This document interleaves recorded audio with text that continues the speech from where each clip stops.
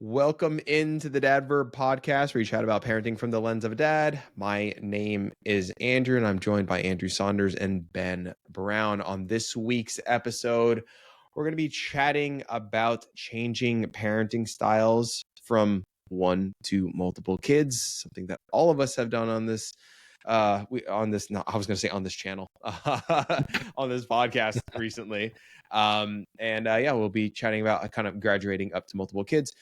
Bonding with an unborn baby. We're gonna be chatting about some holiday or Halloween family outfits that you could consider trying as a new dad, as we are around the corner from Halloween, and you might want to start pre-gaming some fun ideas there. We'll get into some Discord comments, and then we'll finish it out with a 5-star review. So we're just going to dive right into it.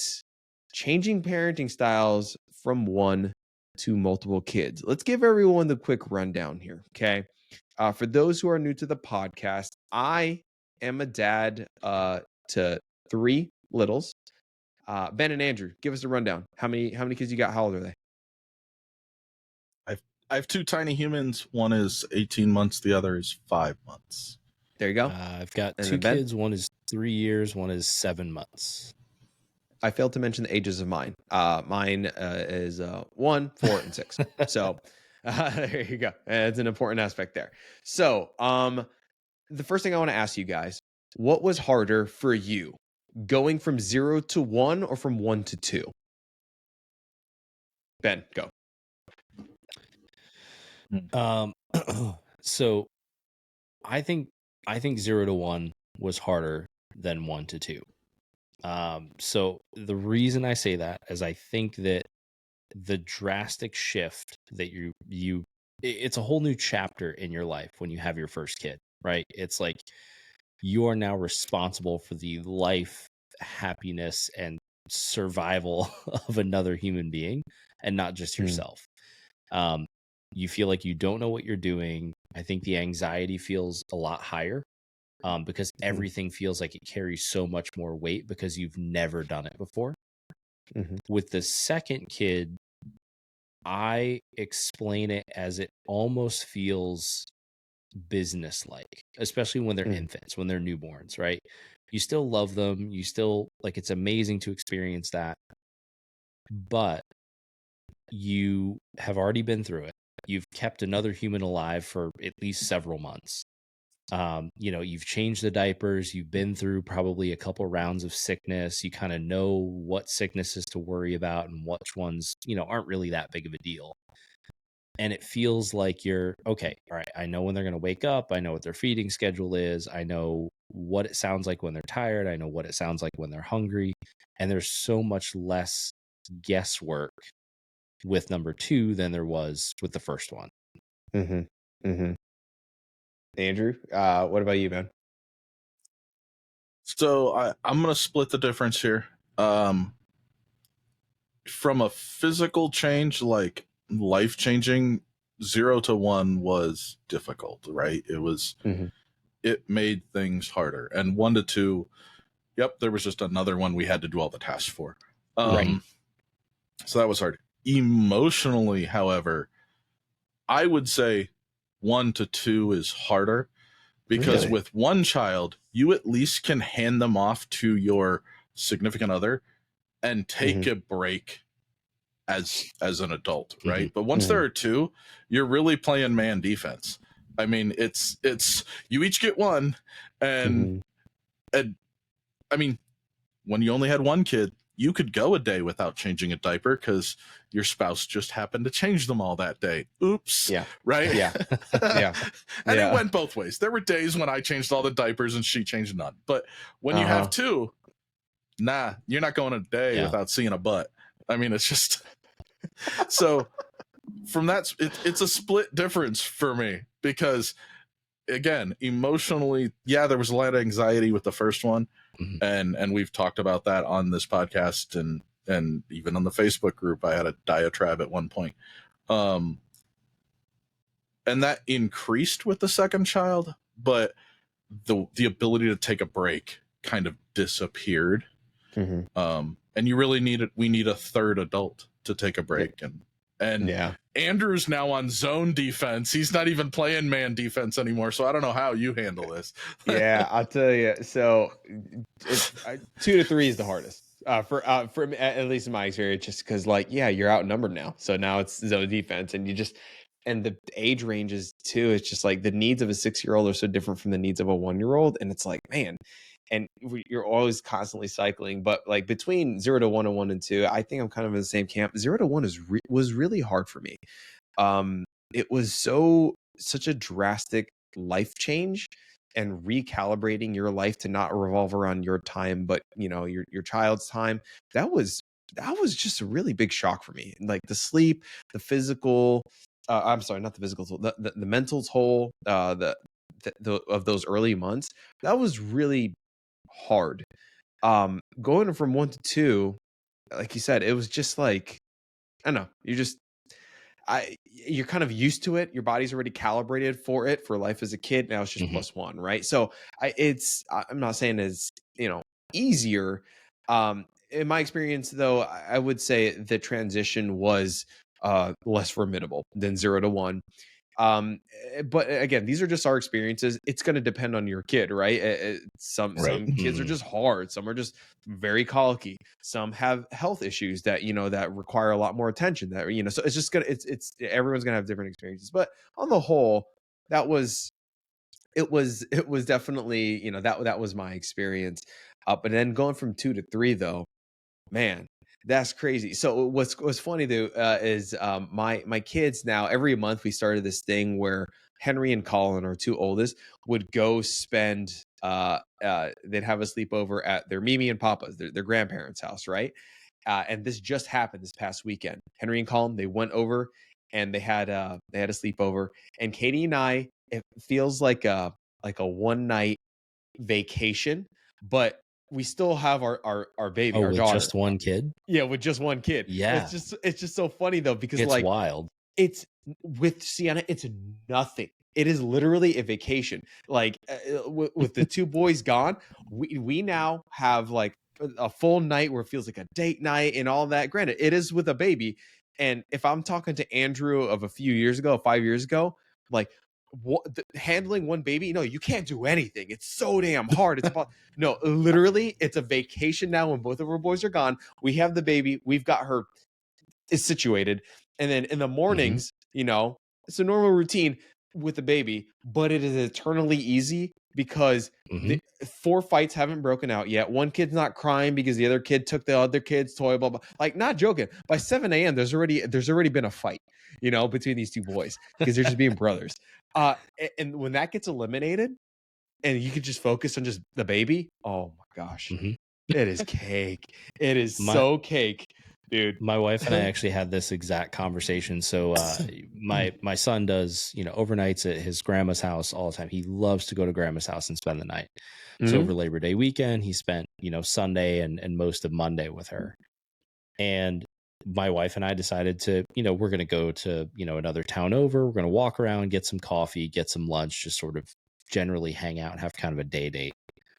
And I remember sitting down at lunch and we looked at each other and we're just sitting there enjoying a lunch, having a conversation.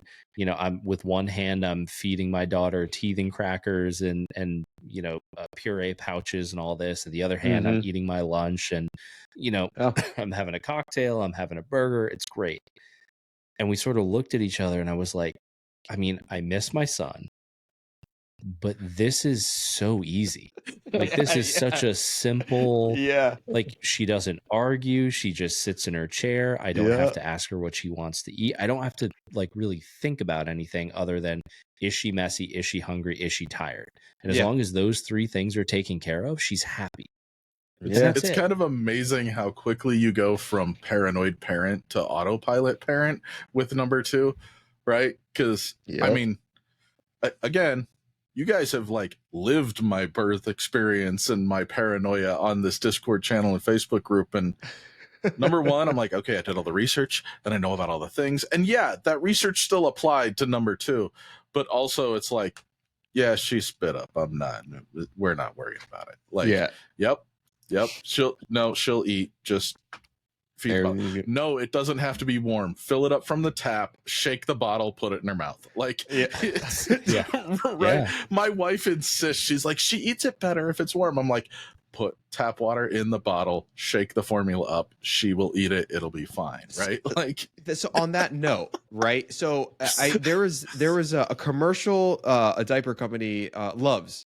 And they had like some stat that they say in their marketing. It's like most second-time parents choose Loves over Pampers or whatever. And they showed like this commercial of like a mom and it's like baby one, and the way what she was doing with like baby number one, and it said baby number two, and it showed like that baby from baby one like older and just running around going crazy, and baby two just like fending for himself, and the mom's just like, it's fine. And I was like, I never understood that commercial until now. I'm like, I get it. Do I buy Loves? No, we buy whatever, something else. But like the vibe of that channel, I totally relate to. And that's what I want to ask about you guys. Like, how have things changed from like, I guess, a worry perspective, an approach perspective? Have you let go of some things? Obviously you have, Andrew. So like, I'll kick it off to you guys. Go. Let me hear it. So I insisted with our first kid, she does not leave the house in pajamas. Overalls, shirt, pants, no onesies. You cannot see her diaper. Dressed. Okay. She will have socks and shoes when she leaves the house from baby up, right? Okay. My 18-month-old just drove back in nothing but pajamas. I swear to God, she wore footy pajamas in the car multiple hours. That's how it is sometimes, man. They just So I had to give that one up. That being said, they do not go out of the house where you can see their diaper. However, they have to be in like baby jeans or overalls or like shorts and a shirt, or that's gone. Like, forget it, kid. You're clothed. You have pajamas on. Yeah. We have yet to enter a restaurant without shoes on, though. For whatever reason, Andrew's brain goes socks and shoes, or what is it? No shoes, no shirt, no service. Yeah. Like, that even applies to babies in my head. Like, I'm like, put your slippers on and we're going in the restaurant. But it's so interesting how much that changes because I ran into the same thing. Like, our daughter, we went out. I was meeting my mom for breakfast one morning, and I somehow I forgot extra clothes for her. Like, I forgot a second outfit. And she had a blowout, of course. I mean, filled the seat, filled the diaper, everything. The clothes were a disaster. Yeah. The only thing I had was an extra t-shirt for her brother. So it's like a 2T size t-shirt, and she's maybe 4 months old at this point, so she's a tiny little thing. And I was like, you know what, we're just going to make this work. So I cleaned out the seat, I took all her clothes off of her, I slipped her in this gigantic 2T t-shirt with her little bow on her head, and it had a big giant, like, I think it had a big like a mummy Mickey Mouse, because it was like a Halloween t-shirt. And I strapped her in and I rolled her into breakfast, and I was just like, this is what I had. Like, this is all I had. This is the best I could do. We're going to eat breakfast and enjoy it. There's nothing I can do about it. I mean, I feel like this is where we talk about the emergency kit, where you just got to shrink wrap like a set of clothes and throw it in with the spare tire. That, like, in each car, and then you forget about it. And that moment happens. You're like, I don't have any. No, the spare tire clothes. Exactly, right? Exactly. Hopefully they're still the right size, though, because these kids go so damn fast. No, it's so true, though. You know what? You're not swapping them out fast enough? I feel like with our daughter, I don't know if it's just because, like, I don't know if we're more chiller or something, but I feel like it's easier to dress our daughter than our boys. It's been so, all we do, it's like, it's easier to dress girls. They're like these, like, I guess, dresses in a way where they just like, it's like a little, just one piece. You just put it on her, and she looks cute in like this little dress. Completely dressed. And they're completely dressed. Like, it's amazing. Like, for boys, you got the pants and the shirt, and they fight the whole time. It's like the dress is so easy. And I'm like, yo, girls, what are y'all stressed about? You have to match outfits with girls, okay? That's a problem. I get yelled at for mismatching my pinks. All right? Like, that shirt doesn't go with those overalls. Oh my God. Yeah. Okay. She's 18 months. Like, yep, you're it's all right. the same family. It's fine. Well, so I swear to God, this was why I had an overalls plan, because everything goes with denim and they always look cute in overalls. So all I really needed to do was pick the right onesie that matched the blue jeans or whatever the denim was. And I was doing a really good job. What you do is you do either red or green to go Mario or Luigi with the blue overall. Right. There you go. See, do you know how hard it is to find little girls' overalls? All right. They come in 2 colors, fuchsia pink, light pink, or denim. Yeah. Boys' overalls, khaki, black, blue, the acid wash blue, the super dark blue, like, and Carhartt sells them, and like, yeah. No, it was. It's funny. So, do you think it was you got a thing in my life? If you were to rate from 1 to 10 how well you dress your kids, what would you give yourself? Because I've seen a lot of memes of moms who are like, "Man, Dad got the kids dressed. Look at them; they look so stupid." Well, like, I feel like I do a good job. Solid 8. If I'm picking out the clothes, solid 8. The bow, the hair, maybe like a 5. But yeah, I'm actually good about the bow wise stuff. Okay, Ben, you? I can't. I'm gonna give myself like a 9. Like, I do a pretty good job picking out clothes for the kids. I'm adding a clothing channel on the Discord, and you're gonna have to post some photos. Like, we're gonna... Yeah, she's adorable all the time. She's also like just super cute, and she has like a million bows. So as long as I get the shades right, it's pretty simple. It's hard. Yeah, it's I mean, she's got like a lot of really, really cute clothes. I feel like I would give myself a 7, but I feel like my wife would give me like a 4 or a 5. Hold on, real quick. You guys keep chatting. I'm gonna get my wife real quick and just see what she would grade me. Hold on 1 second. Hold on. Just see what she says.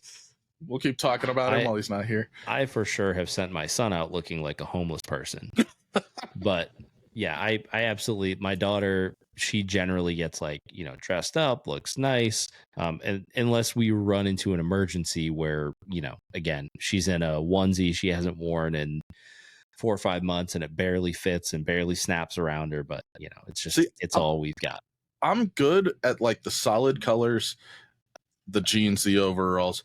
Where I get messed up is when my wife wants to put her in like the floral pattern onesie that's got like a little bit of green, a little bit of yellow, and it's like maroon, but not bright maroon. It's like that light bleached maroon. And then I'm like, okay, this onesie fits and she's in it.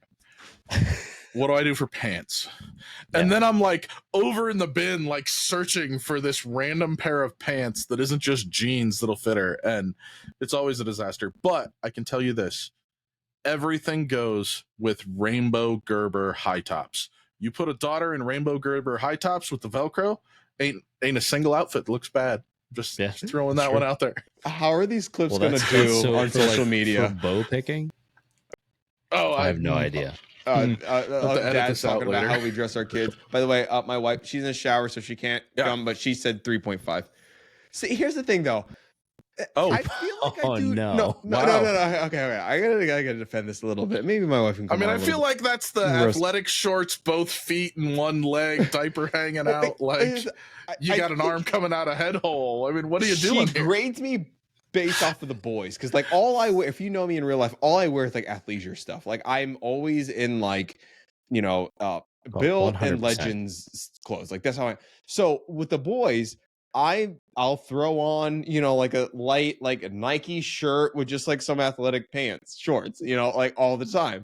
And my wife's like, hell no, get them in like proper shorts and then like whatever, nice shirt from Target. And I'll do that sometimes, but like if I had my choice, they'd be a little bit more relaxed and athletic, and my wife will be mad. So yeah. I feel like if we're talking about kids' clothes, and we've switched topics entirely now, they have to fit the same rule as adult clothes, right? And this is where the whole people of Walmart thing shows up. But in Andrew's head, if you wouldn't wear it to a restaurant for dinner, you probably shouldn't wear it out of the house. And then we get into this whole athleisure fight about leggings and Under Armour shirts and things like that. Yeah. That stuff in my head is made for the gym. It's made for a specific purpose. It's not made for you to go eat hot wings. Like that is not. You don't need an Under Armour shirt to wick away the sweat as you eat blazing wings at Buffalo Wild Wings. That's the thing. It depends on the restaurant. If it's a sit down restaurant, sure, like yeah. But we don't go to sit down restaurants. We go to fast cash. We're talking like Chipotle is nothing. So like we're going in and out. If you're taking the kids, absolutely. Yeah. See, like I hear you, but my daughter sat next to me while I ate a prime rib the other night and daintily ate her tater tots and chicken nuggets right next to me, and we had a nice dinner out, and she was in overalls. She was in jeans and a t-shirt because she got ranch all down her front. She had to get changed, and that's when she got into pajamas. But I mean, I don't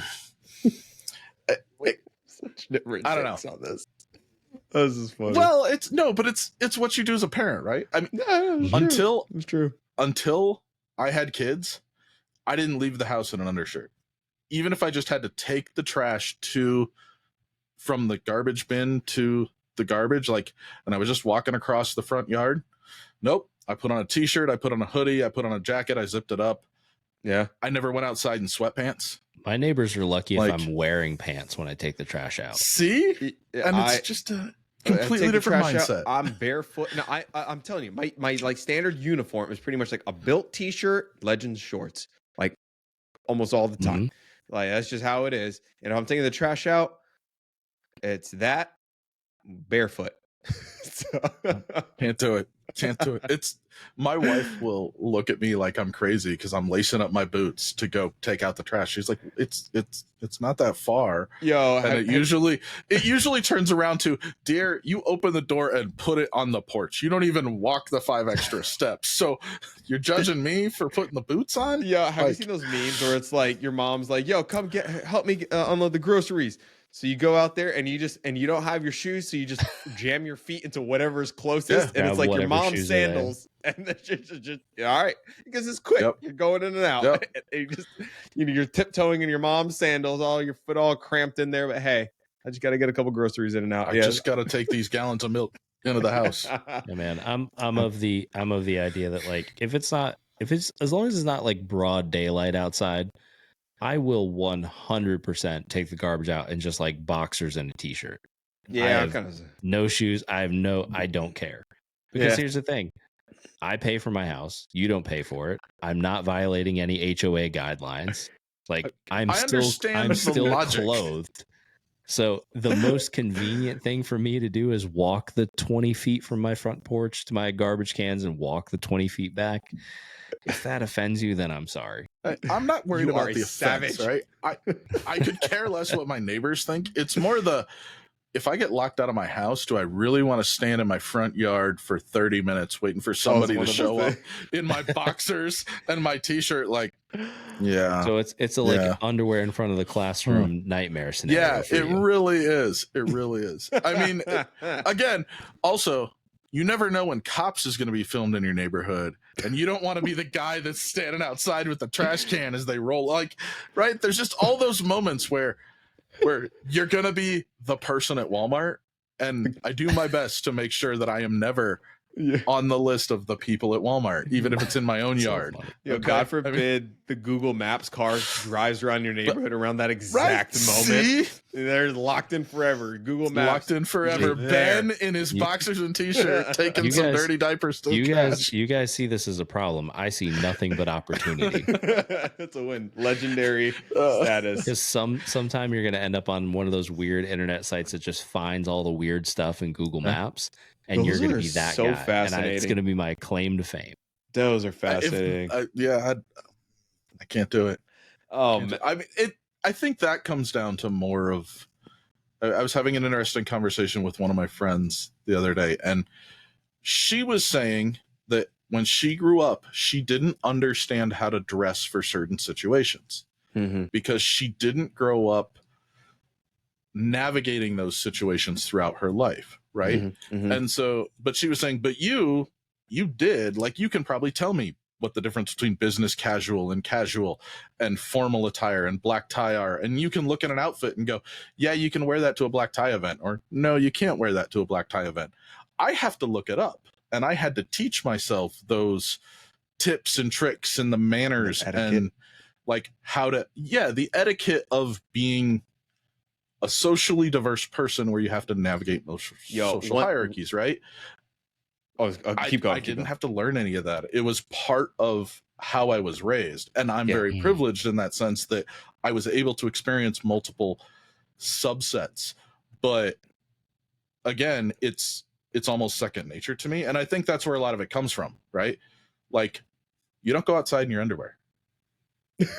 You don't do it. Like, Ben, it's an etiquette rule, and follow the rules. Hey, all I'm saying is that when my kid was potty training, you were lucky if he was ever wearing clothes when he ran outside. Bro, literally. It just is what it is. Okay, on that note, though, the thing that you mentioned, Andrew, so one thing that has bothered me, because I don't know, I grew up in like a military family, and then like when like growing up, and I was in the ROTC and stuff like that, and there's just like these basic things of like dress and like your gig line. It's just weird, but like, but like the utensils, what's a salad fork, like all the basic things that I feel like maybe kind of getting lost in newer generations. Of like, I don't know, like for our wedding, like they're not basic.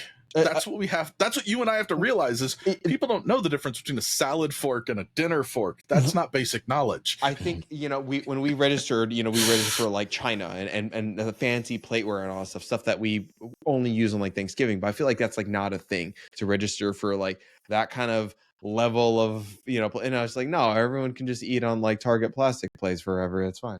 But like the one thing that does bug me though is the way people cut. And I'm not trying to offend anyone if you cut like this or whatever, but the way to properly hold a fork and knife, right? If you're a right-handed person, that fork needs to go into that left hand, and then you have this approach where you cut. Like if you're watching on YouTube, it's a much visual experience, but like your index fingers are basically helping guide your utensils down, and you're cutting. And I'm trying to teach my kids this right now, specifically Henry.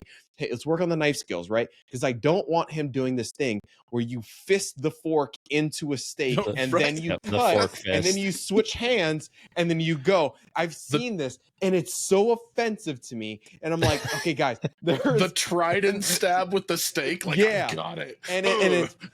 And it's not like a deli. It's like the full like fisting a fork. I'm like, you're not even gonna do this to it. Like, no, they do this and then they cut and then they switch the hand. And I'm like, no. Okay, no, it's gotta be like. And I'm trying to teach my kids like the basic like fork utensil etiquette. Right, I'm like in it right now because I want them to be. I don't know. I does this make me sound like super like a freaking elitist rude? Sense. I don't know. No. These are things I do want to pass on to my kids because that's like a basic etiquette thing that like you should know how to properly cut a steak without looking like a brute. You know what I mean? So I apologize. I'm not trying to offend you guys, right? But there is a right way. Like up on YouTube, there is a right way to use your fork and knife properly. I'm just saying. Right. All right. What were we supposed to talk about on this podcast? We were discussing changing parenting styles from one to multiples, and we got off on a tangent. We took a hard left. It's fine. I feel like we did do a good job at chatting about it on the early half of it, right? Yeah. I mean, I think the tangent we went off on is what is the etiquette of, or what pieces of social etiquette are we going to teach our children? And which ones are important or not, right? Obviously, for me, how you present yourself in terms of clothing and physical appearance out in public is important, right? Andrew just went on a tirade about how to cut steak, and I agree with you that you should know how to properly use a knife and fork. 100%.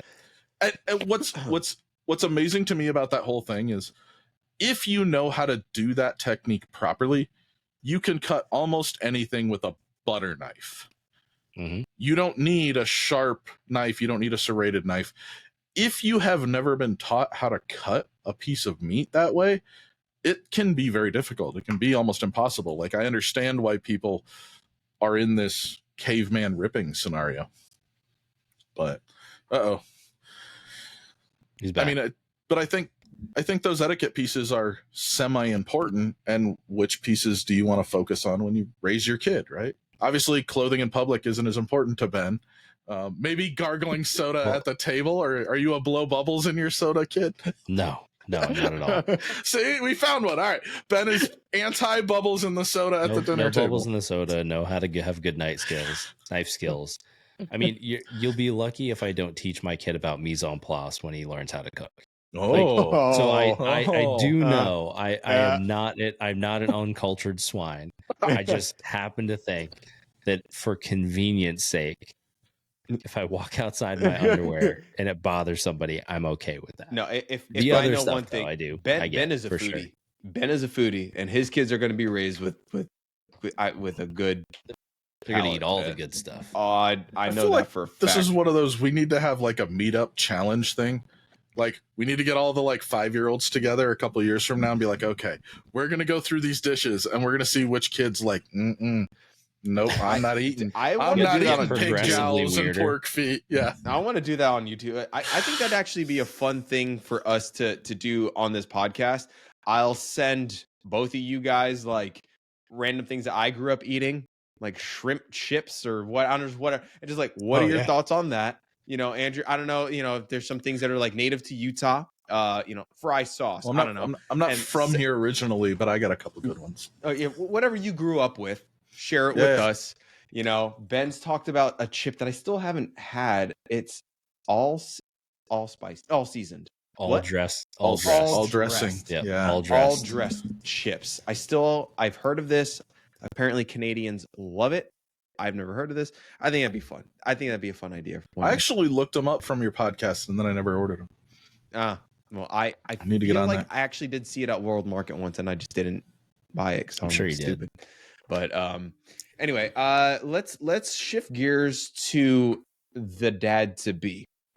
Let's chat about bonding with an unborn baby. Now, I'll be honest with you guys. I feel like I'm like so far removed from this phase. I mean, we did have our daughter, a little over a year ago, but at that stage, I like wasn't worried about bonding with her before she was ready. I was just still worried about my two boys. So I'm like, when it comes to like establishing a bond early on, you know, because mom already has, you know, she feels it every day. She can feel the baby because you know, what are we doing, you know?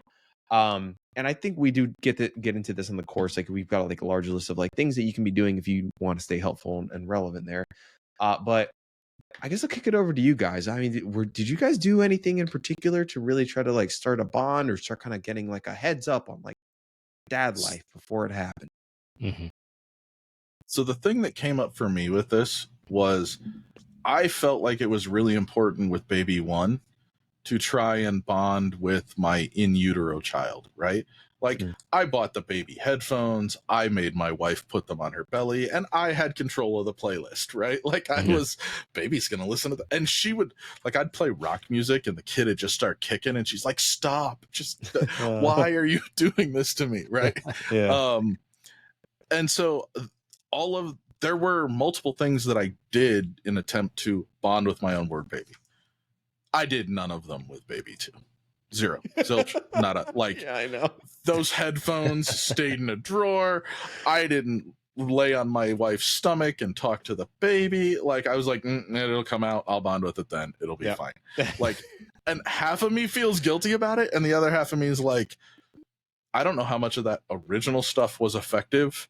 Yeah, I don't know either. Because frankly, both of my daughters came out. They came into my arms. They did the, okay, I'm comfortable here. And they fell asleep. Like, I didn't have the screaming kid in my arms, stranger danger moment with my daughters in the hospital, right? They were both just happy that someone was holding them tightly in their little snuggle and talking to them. And maybe that's enough. Again, I don't know, but I do feel guilty that I didn't do any of them. Like, it's bad.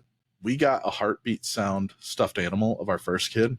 My wife still feels guilty because we didn't do it for the second kid. So the second kid doesn't have any ultrasound noises of her. Like it, we were bad parents on the second one. Like, anyway, I mean, we move on. I know. I feel like with the first baby, like we did like the thing every month we like lay the baby down, like, oh, this is a 1 month picture, 2 month picture, 3 month. Like second baby, we're like, nope, Yeah. nope, we don't have any of that. And like, I don't know, like I don't know that we feel guilty though. I don't feel like we're missing anything. Like we've got a library of, we got like terabytes of videos and photos. So it's like not like a lack of attention. It's just, I don't know, your priorities are placed differently, and that's just not a priority to capture those specific moments, I guess, if, at least for us. And I think like the app, right, that tells you how big your kid is in utero. It's the size of a grape. It's the size of a cantaloupe. Yeah, it's we the size of a watermelon, right? Yeah. First kid, I was all over it. Yeah, same. I was reading all the things like where the second kid. I'm like, I've already read all that, and it's fine. It's no new updates on that front. I don't need to look at the app again. Yeah, I think it's just like as long as the pregnancy is moving along and it's healthy, then like we're good. Let's just keep on going. Don't eat sushi. You know. So did I tell you about they flipped my second daughter in utero? Have I brought that up? I think you have. Yeah. So yeah, and it was like they did it in like 60 seconds. She was born within 24 hours. It was amazing. It was the coolest medical procedure I've ever seen. This doctor literally just put her hands on my wife's stomach and whoop, flipped the baby around. And she's like, that went really easily. Oh, wow. I feel like, yeah, I don't know, did you talk about that on the podcast or did you just tell me about that? I don't remember, but it is a I cool might have thing. just told you about it. Maybe. It was, apparently it is very painful for your wife. That's what I've heard. Or significant other. Was it painful for her? It's apparently very uncomfortable. She said it was not. Apparently it does not happen as like a single maneuver. Usually it takes a couple minutes to like nudge the child around, but our attending physician at that moment had 2 residents and a student, and she was like, you put your hand here, you put your hand here. When I say push, you push. And I swear to God, I wish I would have been filming it, because I watched that kid rotate 180 degrees in my wife's stomach on the table, and I was just like, that was so cool. And the nurse goes, I've never seen it happen that fast. And my wife was like, well, that wasn't too bad. And I'm just like, okay, so everything I read said this is painful and it doesn't happen that quickly. However, the baby was born less than 24 hours after that procedure, 3 weeks early. So be aware, if your OBGYN says we're going to do this thing, side effect might be arrival. Yeah. Early birthday. Yo, Ben, what about you, man? Anyway. So I did a couple of things with both kids. Probably not as much with the second, but I did the, lay on my wife's stomach and talk to the baby. I did that with both of my kids, so I would talk to them a lot, so they would just know my voice when they came out, because both of my kids were born via C-section, so I was the first person to hold them. So it was really nice to have that sort of instant recognition of, they can't see anything, but they can hear you, and sort of they would just nuzzle in and get comfortable. The kind of other 2 things that I do, which are more for me but have become more important, is for excuse me, for both my kids, for before they were born, I've written both of them a letter. So wow. I've then turned this into this tradition of like every year on their birthday, I write them a letter, kind of recapping the year, talking about things that we've experienced together, things that I'm proud of, stuff that I've experienced and felt as a dad. And then I seal that letter up and I put it, like, my son now has, 3 of them on, well, actually 4 of them on a shelf. So he has the one before he was born and then one for every birthday after that. My daughter will have one, one before she was born and then one every year after that. That is my goal. Is really cool idea. Yeah. So like, as long as I'm alive, I'm going to like keep writing these letters. I appreciate you for achieving that. Ass. I feel like I'm not doing anything. That's awesome. I have moleskins up here. They're over there. The intention was every day I'd write for 20 minutes. I made it through the first month with my first kid. I haven't even unwrapped the second one. Yeah, it's tough, like, man. I was just these are gonna be little dad journals. And that's why like I committed to like once a year sit down, try and recap as much as I can. And then I think really the first one was, do it before they're born. So like, what is it? What am I feeling? What am I thinking? What am I excited about? And then the second thing, like you said, Andrew, was, building a playlist. So both of my kids have a playlist with all different kinds of music on it that have influenced my life, my wife's life, stuff that I want them to know about. So it's everything from like Patsy Cline and Willie Nelson, like all the way through like Peter Gabriel. And like my son's playlist is now moving into stuff like Drayton Farley and Tyler Childers and 80s rock and all kinds. So he's getting exposed to a ton of stuff. Like I will tell you, if a win for me was that my son consistently requests to hear the studio version of Ring of Fire by Johnny Cash and will sing along in the back. Like knows all the words, knows all the breakdowns, knows the trumpet, the trumpet sounds, everything. I was like, okay, like I'm doing this thing right. So they both have a playlist. They both get letters every year. And then, like I said, really I would talk to them in utero so they would know my voice. Hey, Ben, I don't know if you were the one who told me about this, but there's one person I chatted about this with, and it was basically like a digital version of that where they would secure an email account for their kid, and for every year or special events or just like sleepovers or whatever, they would have pictures and they would like send that email all the pictures, updates, just thoughtful messages, not like frequently spamming the email account, but like for the key moments, they would send them pictures. They would send them, like your first bath, your first this, and they would like write an email about like what, their thoughts were behind that. And when the time came for the, kid to have an email, they would give them the password and that's their email that they would use for school and college or whatever. But it was already backlogged with key moments and memories that were there, and it was like a really special, cool thing. And maybe that might be even something that they would do, like before you would hold on to that email for like maybe it's a little bit more generic, and you'd give it to them on their 18th birthday or something like that before they went off to college or something. And where that, I think that's a really cool thing, and it's like literally timestamped. Like I sent you an email like 14 years ago with this moment, but it was for me. It was important. So my daughters each have emails, and I'm bad at it, but they have emails. I have emailed them photos of moments in their life. And my friend actually did exactly that. Her daughter is 8 now, and she has emails from me of her when she was 1, because I was like, oh, here's some cute photos of you, right? That's and really it's cool. the same email address. She's had it for years now. And I think that's so really we do something cool kind of. We do something kind of similar where like my son has an email address, and so in our iCloud account we have a shared family photo album, so we upload photos of the kids there, so it's always like the kids interacting, us together on trips, whatever that is. And so then I share that album with that email address, so when they do get to an age that they can access it, they'll be able to open up their email, like go in, get that invite, and actually access all these images that we've taken for the last, since our son was born. I feel so bad for these kids when they get to like 30.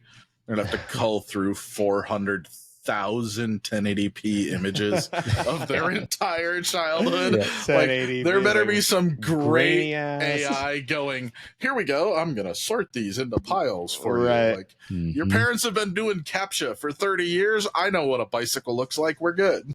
Oh, man.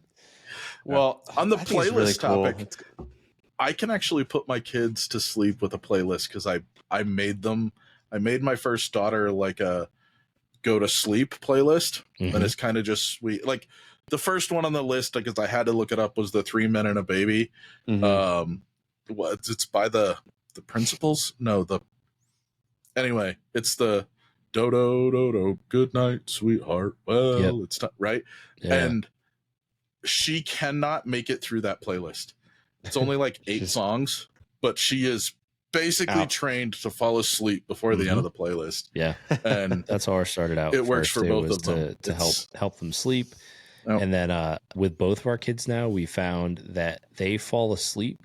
So in 2020, 2021, like sea shanties got super big, right? Like all over TikTok. So it turns out that sea shanties calm my children down. So if Yeah, they're the rhythmic. losing it in the car, Mhm. I have an entire playlist of just like the Wellerman and Yeah, that's the like big one. all these different the Longest Johns and like all these different groups. And if I start to play that, you can actually feel like the tension come down in the vehicle. My son starts to sing along, and eventually everybody falls asleep. Yep. I don't know why that works, but it works. So Dude. there is an actual subset of music referred to as heartbeat lullabies, and there's an entire genre of music that follows the same rhythmic patterns as the human heartbeat, and a lot of the sea shanties fall into your breathing patterns, which follows your heartbeats. Right. And so you can actually, it will probably work if you just look up heartbeat lullabies and play the playlist the same way, because and it works for dogs too, which Dude, is really interesting. That Wellerman Awesome. sea shanty. I'm like, I got it in my head right now. There were ones. Oh yeah, His name was everywhere. yeah. Oh, I love it. It was good. It was a good one. All right, guys. Let's shift gears again. Fast forwarding to, you do have families, right? If you're listening to this, we're coming up on Halloween here, and just quickly wanted to share some thoughts here. If you are into Halloween, what are some fun ideas for your family to be as this holiday? Now, I'm not a big Halloween person, but I have seen some really cool like themed family ideas. And the one that I'm gonna try to go for this year, I got to get my wife on board because she has refused the Pokemon starters where I'm Ash, she's Misty, and then Charmander, Bulbasaur, Squirtle. That's just not gonna happen. But the one that I like, and I feel like it's really basic, like everyone has already done this, but like I love it, is like the Mario Kart, because our boys love Mario Kart right now, where they've got like the boxes and that around them that kind of like almost like like overall kind of a thing where they can like wear this car and walk around, and then you tie 3 balloons to the back and then they've kind of got a Mario Kart battle going on, and letting our boys decorate their cars however they want, so they can have a little bit of creative freedom, themes around whatever character they want to be, and it's wide open. It could be something as simple as Mario and Luigi, but then doing doing Bowser or whoever. So we'll get them dressed up and then doing fun Mario Kart cars. Whole family doing it. There's 5 of us, and I think maybe that's a really, really basic one. And there are 1,000 more, way more creative ones out there, but I freaking love that one, man. I'm into it. I'm into it. Sounds good, but you have to carry darts and just randomly pop the balloons as you proceed through trick-or-treating. And then when your kid gets to no darts, he's done trick-or-treating. Like, nope, you're out of balloons. These it's black over. molded-looking bananas be like, you're gonna slip. Yeah. Like, yo, don't throw that at me. Nasty. Right. Kid can buy more balloons with candy. Like, you got a Snickers? I'll give you an extra balloon. Come on. There are these like stuffy, you can get them at Target or whatever, like these like stuffed plushy green and red shells. I was definitely gonna like hold around and stuff like that. I thought that'd be kind of fun just to throw out people. Definitely. So simple. Again, I'm not a big. I don't go all out for Halloween. That's like not my thing. But getting the kids and family involved. Kids really like reinvigorated. Just like fired up that magic behind all holidays, really, Christmas, Halloween, all that, and it's fun because they love it so much.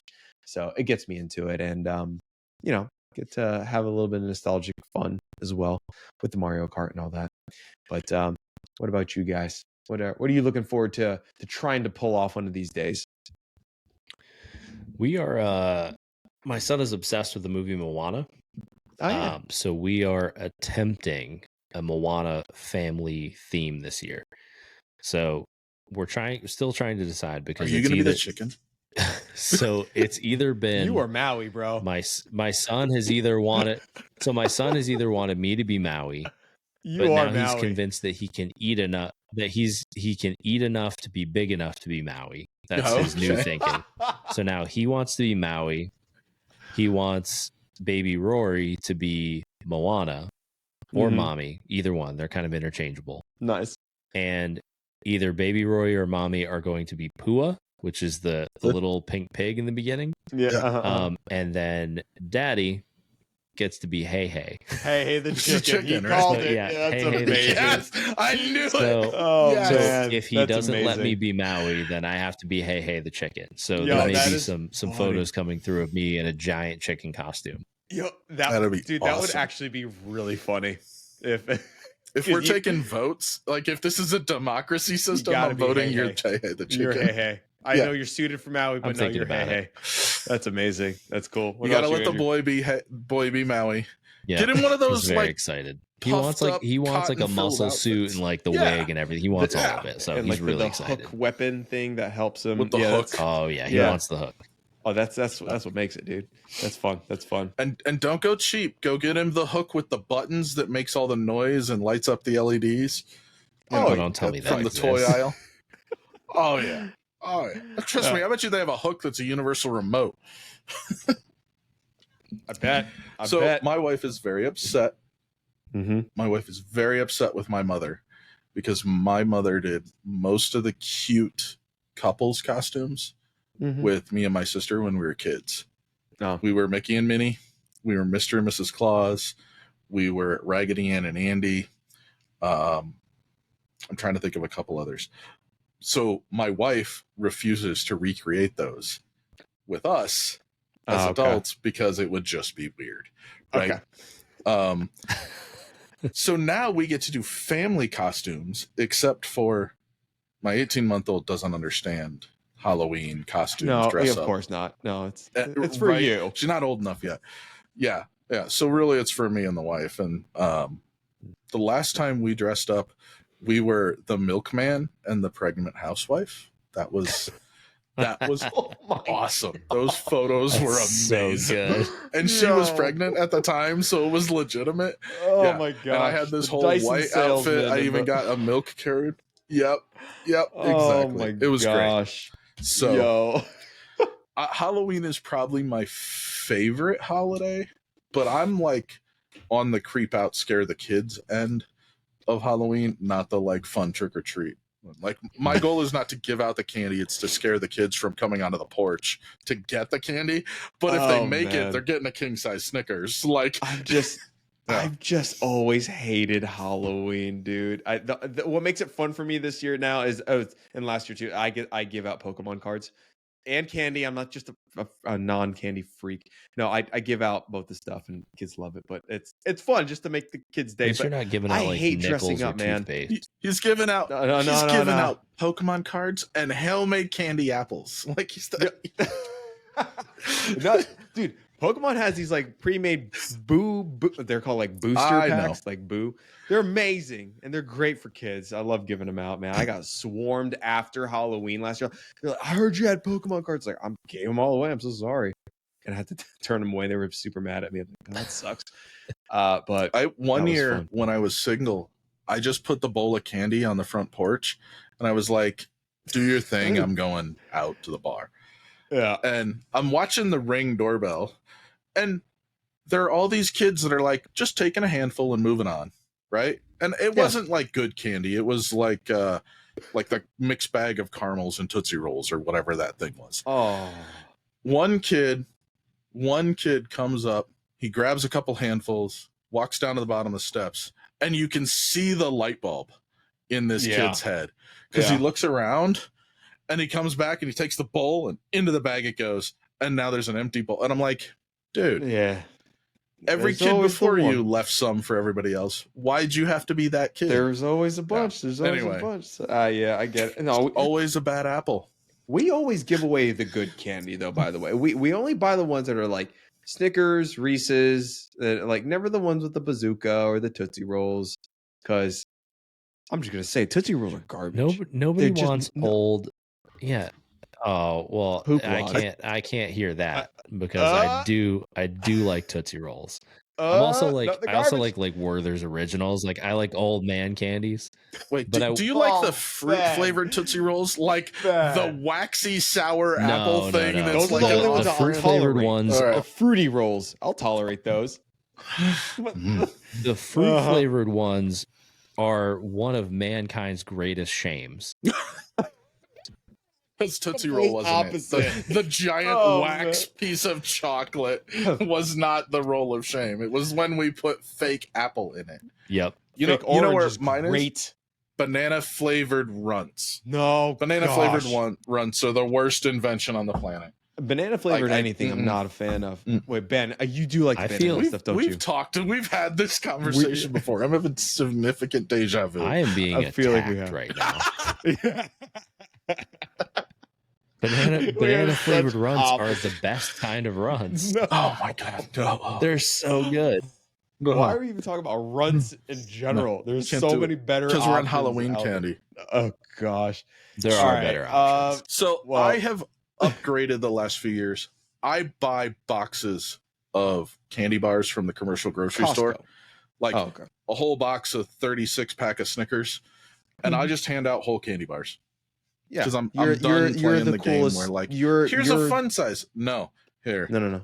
Yeah, well, I have 36 of them. First 36 kids get something, then the porch light goes off. Like right now, it's Pokemon cards, but we will be there too. It's we want to be the elite tier of giveaway folks, and we want to give away the full size. But yeah, we'll be at that level. You just want to flex on the rest of the cul-de-sac. Yeah. Yes, for sure. We will be. We'll open up the candy discussions as we round closer to Halloween. But I guess that's what's up. It's a great transition to the Discord topic. I guess so. Read the Discord topic. Right. So this is our Discord comment that we're highlighting right here. What are some funny / weird flexes your dad friends have made? Obviously, giving away full size candy bars is probably a top 5 flex right there, but that's a top tier flex. That is. What are some funny flexes that your dad friends have made? I'll need a brainstorm for a sec, but I'll kick it off to you guys. What comes top of mind for you? I have one off the top of my head. All right. My buddy was bragging that he could fit 8 people in his minivan. And I was like, starters, I don't care if you can fit 15 people in there. You drive a minivan as a dude. Like, you're out. You're not flexing that one. But I can get 8 people. No. Yep. To go where? Where are we going? Where are we going in the I do know the flex. Yeah, I do know the Honda Odyssey. I love our Odyssey. Although, just saying. Hey, what's up? Go ahead. I will say, do you follow van culture? No. Okay. Go on Instagram, look up van culture, VANKULTURE. Okay. If I ever had to drive a minivan, these would be it. They're like bagged and lowered. They have like custom roof racks with custom luggage carriers on top that are like paint matched. They're on like rims. They're so sick. Yo, okay. Oh my gosh, this is amazing. Okay, here's the thing. Vanculture.com. The one of the pinned images, or one of the pinned reels on this Instagram is a matte black, nice. I think it's a Chrysler Pacifica that's all like decked out. Here's the thing. What are your thoughts on matted cars? I've always hated them, but now a small part of me is like, a matte black. I like matte black everything. I've always hated it on a car, but until recently, it's got to be the right car. This Chrysler Pacifica that they're showing on this Instagram, it looks good. I like it. A matte black car is something you're going to run from the cops from. You're not running from the cops in a Chrysler Pacifica. Okay, it's not like. If you're going to be the guy who paints your car matte black, you better also be the guy who's willing to floor it when the red and blues come on behind you, because that's the only reason to do that. I don't know that I will say, though, somewhere in that feed. Somewhere in that feed, there is, I believe, it's either 1,000 or 1,100 horsepower Honda Odyssey. Oh my God! Oh wait, it's a complete sleeper. It just looks like it's lowered.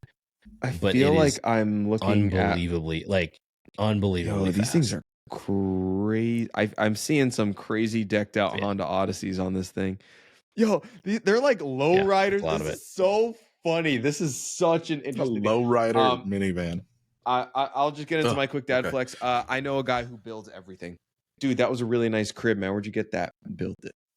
Yo, that was like he literally built everything for his kids. He's a very, very talented craftsman. Deloach, if you're listening, props to you, dude. You're legit. So you know Ron Swanson too? He's literally that. Yeah. I thought you were going to say like, Bob Vila for a moment. Like Bob you're Vila, friends Ron with Bob Swanson, Vila? whatever, yeah. Built everything. Yeah. So it's like, oh, dude, I Built want to get that everything. too. Where'd you get it? No, he built it. He built it. And that's how good of a craftsman. Can't buy this. And that's the thing. I've always been like a little self-conscious about like my ability to like build and woodwork. I didn't know the basic stuff, but like, yeah, that's just elite, man. I wish I could have that flex. Here's a fun one. You want to learn that stuff? Home Depot has a Daddy and Me building thing like once a month. Your kid can earn badges and you can learn how to build a so you get the kids involved. And last time I was in Home Depot on a Saturday, this girl must have had 30 or 40 badges. Her and her dad have been doing it for years. But you want to learn those skills? Sign your kid up for Home Depot painting stuff. I'm going to do that with Colin. I think Colin would really, really love that. Man, I'm at the age now where I'm like, Home Depot's my favorite store. I go in there and I'm at peace. I like it. It's nice. I'm that weird old dad now. Best Christmas present in a long time. Best Christmas present ever. Home Depot Just the gift card. smell of lumber when you walk in the door. It seriously, dude. I literally asked for that. Like, they asked like, hey, because like we always get gift cards for like different things, and they always ask like, hey, where do you want a gift card to? And it's usually like Target, Amazon. I'm like, Home Depot. I have a bunch of tools I can get for that. Yeah. It's amazing. I love Home Depot, and I don't know. I'm gonna die on this hill. Home Depot over Lowe's, 100%. So many problems with Lowe's. So many problems with Lowe's. Also, I'm a Ryobi stan. There's no Ryobi at Lowe's. It's only a Home Depot. So, I'm all in on Home Depot, bro. The Home Depot. I'm with you though, Ben. I really love it when they got that bandsaw and the belt going, and you can hear it from across Home Depot, and then you just start walking over there like, I'm gonna smell this fresh cut lumber. Yeah. Oh gosh. Yep. All right, Ben, what you got, man? Dad flex. So this one is mine. It's like lawn care, like learning a stupid amount about how to take care of grass. Bro, and then I got having on that conversations with your neighbors about it. Dude, that is such a thing. I've gotten so many, specifically our southern grass, Bermuda grass. That is such like a topic among guys at soccer games. Oh my! I went like deep into that, like read it, and I really tried. And I just like, I'm just not good enough. I'll do the bare minimum now. Keep it. There's some guys that it's like literally like golf course quality grass. Damn. Oh yeah, it's so good. I have a friend and a neighbor that has like a professional reel mower, like knows all the chemicals to put down, stripes his lawn. So it literally, he put a picture up on like Labor Day of like a golf ball sitting on his lawn, and I was like low key just like super jealous because I was like, man, that looks so good. But that is so good. I also know myself, and I do not have the patience to dedicate that amount of time to like keeping it. Like he mows every 3 days. So every 3 days he mows his entire lawn in multiple directions to like keep it at like 5/8 of an inch, like a perfect Bermuda carpet. Okay, so in terms of grass care, he is Hank Hill, and then there's Dale Dribble, and I forget the blonde guy, and then there's the fat one. I don't remember their names. The guy who that kind of speaks Bill gibberish. Dotrey. Bill Dotrey. Thank you. Where do you fall on the Hank Hill, Bill Dotrey lawn care list? Right. I think I'm in the Dale range. Like I know enough to make it look really nice. I don't care enough to keep up with it as much as I should. And you're likely to put a pool in the backyard and kill half the yard just to have a pool. Yeah. Oh, I'm gonna turf our backyard. I'm gonna turf it. Is it one of the guys, Boomhauer? Boomhauer. That's his name. The guy who can't talk. I'm Boomhauer. I guess. I don't know. I'm not. All right. Yeah. Anyway. All right, guys. I went both turf in the backyard because I didn't want to deal with it. Well, we had a great conversation here. We're gonna close out this podcast by first thanking all of you for listening to us. It's another longer episode, but it's been fun. I feel like we've had some fun conversations here. If you are listening on Spotify, Apple, even on YouTube, please feel free to leave us a review and as well as a comment, because we really do enjoy reading those. Here's one that we got from podcast listener 4800. Title of the review is Important Show. Great to have the excellence that is the Dad Verb YouTube channel on in podcast form, which, as so few podcasts for dad, a little grammatical error there, but we get what you're saying. The chat show format works well. It's nice to get to know these two on a personal level. At the time, it was me and Ben, but with Andrew now, it really is having a great conversation with all three of us. On a personal level, while learning more about dadding, my favorite thing is definitely being not broy and dude-like, which is a problem with so many dad-branded things out there. These are caring, thoughtful parents discussing important stuff. Keep it up. Hopefully we do continue to, because it's not my interest to dive into the broy dude-like stuff either. We want to keep it relatable and real. But we are Home Depot dads. We've just admitted this, who enjoy good green yards. So yeah. Take that for what it's worth. That's who we are. We're boring guys in our 30s now. So bro, I can't believe you just did that to us, bro. I mean, dude. Bro, come on, bruh. Anyway, no what? Cap. We're gonna start throwing youthfully lingo in there now. Anyway, guys, thank you for listening. We hope you tune in for the next one, and we'll catch you later. Peace. All right.